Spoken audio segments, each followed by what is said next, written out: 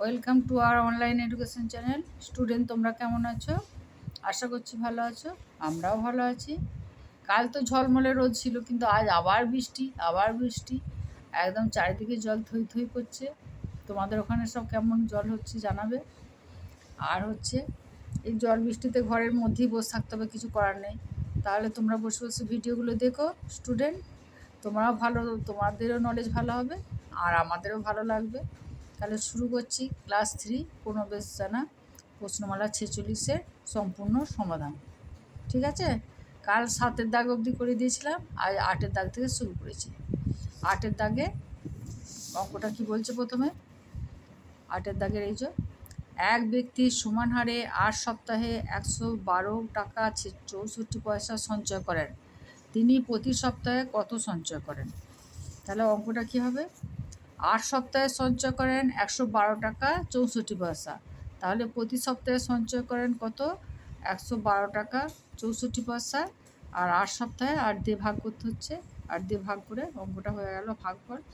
এই যে 8 একে 8 দিয়ে 11 3 নামলো, 2টা নেমে এলো, 4 8 32 মিলে গেল, 6টা নামলো, 0 খেয়ে 4 নামলো, 8 8 64। তাহলে এত পয়সা 1408 পয়সা সমান 14 টাকা 8 পয়সা। এটাই উত্তর। তারপর চলে এসো 9-টা। আমি 10-এর দাগেরটা আগে করেই ফেলেছি, বেশ তুমি 9-টা চলে এসো। প্রতি মিটার ফিতার মূল্য 1 টাকা 70 পয়সা। 8 মিটার 20 সেন্টিমিটার ফিতার মূল্য কত? প্রতি মিটার ফিতার মূল্য 1 টাকা 70 পয়সা। 8 মিটার 20 সেন্টিমিটার ফিতার মূল্য কত? তাহলে প্রতি মিটার ফিতার মূল্য হচ্ছে 1 টাকা 70 পয়সা।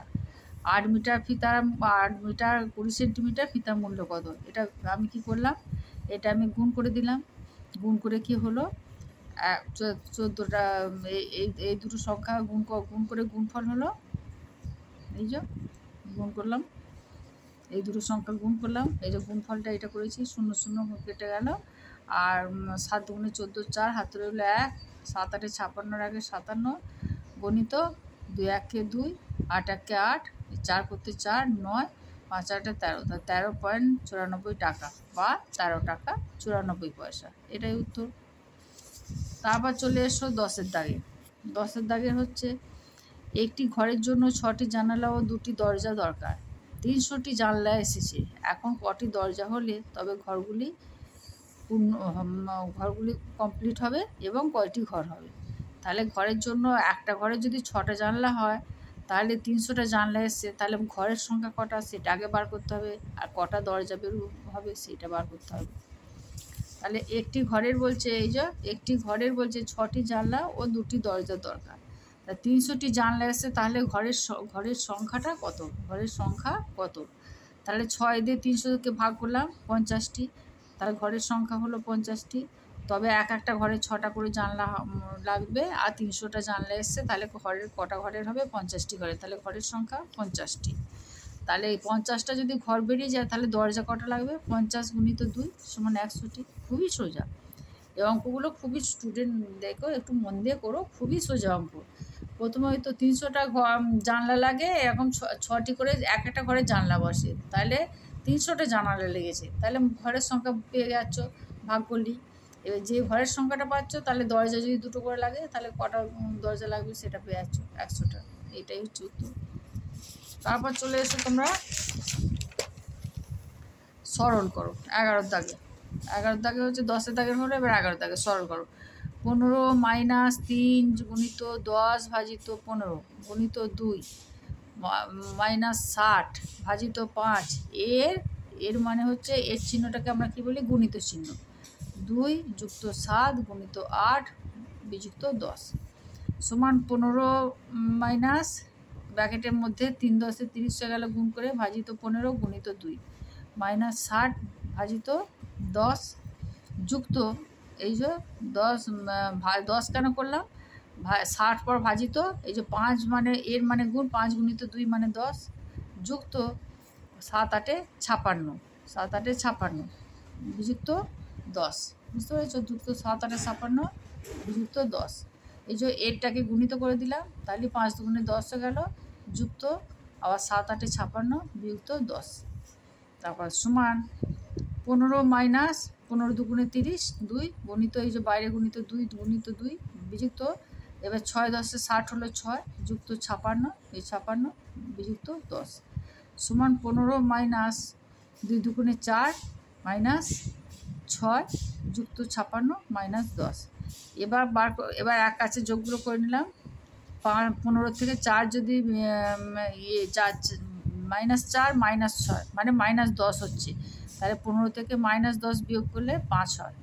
15 তো মাইনাস 4 মাইনাস 10, তাহলে মাইনাস 10 হচ্ছে মাইনাস 6 মাইনাস 10 হচ্ছে 15 থেকে মাইনাস 10 বিয়োগ করলে 5 হয় যুক্ত 56 বিযুক্ত 10 সমান 5 যুক্ত 56 বিযুক্ত 10, 5 যুক্ত 56 বিযুক্ত 10 সমান 51 উত্তর। মানে এই দুটো যোগ করে 10 বিয়োগ করলে 51 উত্তর। এটাই উত্তর হয়ে গেল। বুঝতে পেরেছো? এটা হচ্ছে 11 দাগে সরল করো। কিছুই না, খুবই সোজা, একটু বুঝে সুঝে করতে হবে স্টুডেন্ট, তোমরা একটু বুঝে সুঝে করবে তাহলে সহজেই পেয়ে যাবে। তারপর চলে এসো 12 দাগে। 12 দাগে কী বলছে? পিথুর দিদির বয়স 12 বছর 2 মাস 15 দিন। পিথুর বয়স 9 বছর 5 মাস 17 দিন। তাহলে পিথুর চেয়ে তার দিদির বয়সে কত বড়? তাহলে পিথুর দিদির বয়স কি বলছে? 12 বছর 2 মাস 15 দিন। পিথুর বয়স কি বলছে? 9 বছর 5 মাস 17 দিন। তাহলে এটা বিয়োগ করতে হবে। বিয়োগটা কেমন করে করবো? তলায় 5 মাস আছে, ওপরে 2 মাস আছে, হবে না। অতএব 12 বছর থেকে 1 বছর মানে 12 মাস এখানে নিয়ে নিলাম, 2 যুক্ত 12 মানে 14 মাস হলো। আচ্ছা, এখানে আবার 15 দিন আছে, এখানে হচ্ছে 17 দিন, হবে না।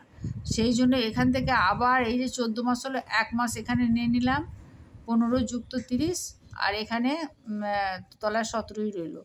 15 যুক্ত 30 1 মাস নিলাম, আর এখানে রইল 13 মাস। বুঝতে পেরেছো? সেইটা এখানে ভালো করে নিলাম। তাহলে 12 বছর থেকে 1 বছর নিয়ে নিলাম মানে 12 মাস, তাহলে এখানে রইল 11 বছর।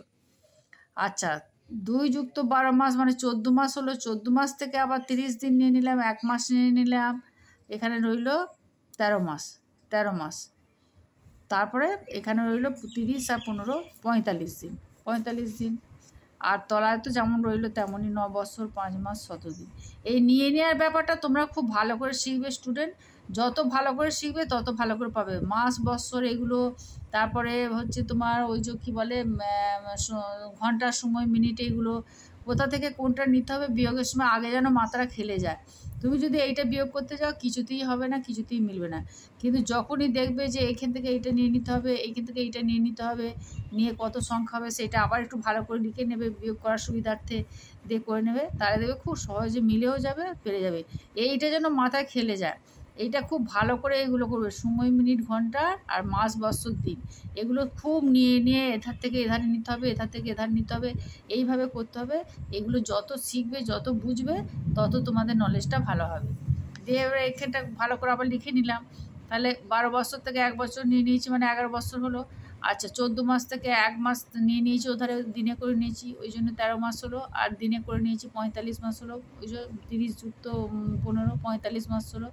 এবার এটা বিয়োগ করলাম, তাহলে 7 কত দাও 15, 8 দাও 15, হাতে হলো 1 1 1 2 2 কত দাও 4, 2 দাও 4, 28 দিন।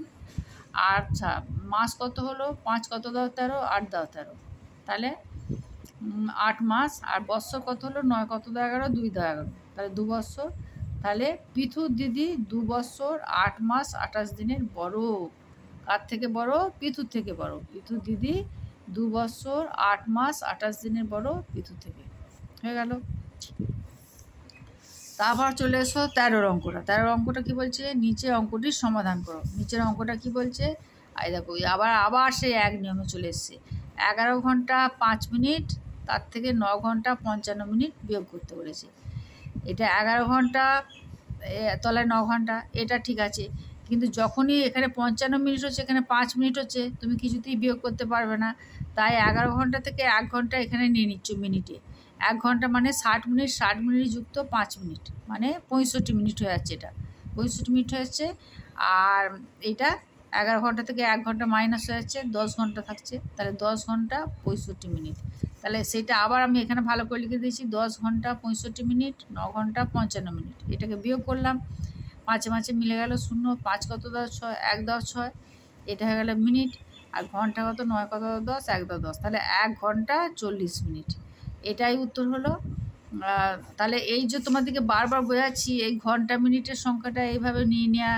যদি তোমরা না বুঝতে পারো আমাকে জানাবে। আবার বয়স, মাস, বৎসর এইটা এইভাবে নিয়ে নেওয়া, এইগুলো বারবার করবে, বারবার করবে। যতবার করবে করতে করতে তোমাদের মনে এমন ঢুকে যাবে তোমরা আর এটা ভুলবেই না। আর এটা যদি না ভুলো, এটা তবেই অঙ্ক ঠিকঠাক হবে, বিয়োগ যোগ যাই করো সব ঠিকঠাক হবে। নচেত এটা যদি ওপেন তোমরা যোগ বিয়োগ করতে যাও সবটাই ভুল হয়ে যাবে। তাহলে এইটা তোমরা ভালো করে শিখে নেবে। তাহলে আজ এখানেই শেষ করছি। এই প্রশ্নমালা শেষ হয়ে গেল। কাল আবার আসবো আবার 47-এর অনুশীলনী প্রশ্নমালা নিয়ে। আজ তোমরা এটাই দেখতে থাকো আর আমিও করাতে থাকি।